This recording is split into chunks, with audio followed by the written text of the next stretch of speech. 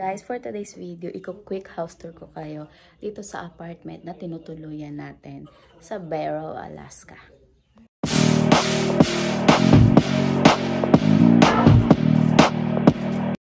Guys, ang lamig. Kasi entrance na to. Ayan. Entrance na talaga siya. So, from here, pagpasok ng pinto is, ayan na agad ang makikita mo.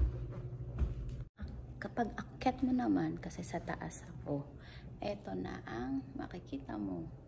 Ito yung ayan yung kainan. Yung mga ka-roommate ko, nag-i-stay lang sila sa room nila. Ayan yung kitchen. Harap dito, ito yung papunta sa room ko.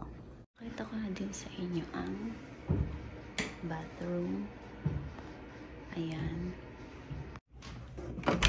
At ito na ang kwarto kong makalat. Ganun lang. Quick lang talaga siya. Yung kama, malaki-laki kasi queen size siya.